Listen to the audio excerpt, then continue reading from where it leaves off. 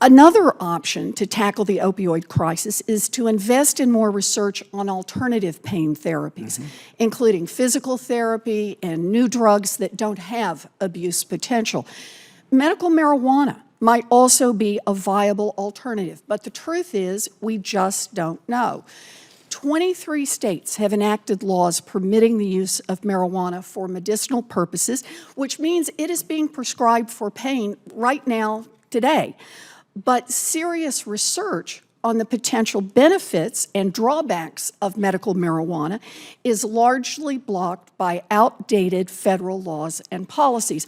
I have sent multiple letters to HHS, to DEA, to ONDCP, asking that they reduce these barriers, but so far, these agencies have taken virtually no action to expand research opportunities. I also recently asked the CDC to step up with more information about how legalized medical marijuana might specifically impact the opioid epidemic. Dr. Diaz, if I could just ask you very quickly, could you just explain how we could benefit from better research on the health effects of medical marijuana? So that's a great question, and thank you, Senator. The real answer is that we don't know. So the medical marijuana states, Maine is one of them, have allowed the use because there are gaps in what we can provide already in the current armamentarium.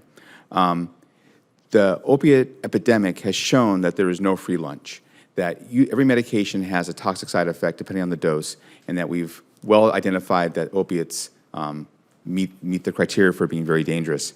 Marijuana is not without its side effects. We all know that. I don't use medical marijuana, so I can say this without having bias. But we don't know whether or not that would be a better alternative for many conditions, including that of chronic pain. So I think all research, whether it be acupuncture, acupressure, other modalities and or medications that perhaps have less serious side effects should be investigated so we have a good answer. Right now, the critical evidence on this is unknown. Thank you, Dr. Diaz, and I'm out of time, but if I could ask you just very quickly, Dr. Mackey, do you agree with this? Short answer is yes. I would take it just one step further and say, I'm speaking here personally, that and on behalf of several professional medical associations, we have called multiple times for the FDA rescheduling to Schedule II. Right now with the Schedule I of it, it makes it very challenging to research marijuana. Some colleagues up the road at UCSF did one several years ago.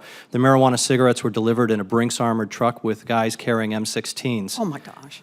That's kind of silly. Get it as a Schedule II, allow fund NIDA, let them do the research that we desperately need. And I would agree with the CDC. We're running this incredible social experiment throughout this country, and we need to better understand the results of that social experiment. I say that not pro or con, but just we're doing it. Let's monitor what is happening and find out, is medical marijuana having an impact? Right. And then just to follow on, we absolutely need to be using other non-pharmacologic means, pain psychology, physical therapy, complementary alternative medicine approaches have all been shown to be effective. Thank you. You know, many states are expanding access to medical marijuana, and in some circumstances, marijuana may provide safer, more effective pain relief than opioids, or it may not. But the problem is, without better research, we just don't know, and we never will know.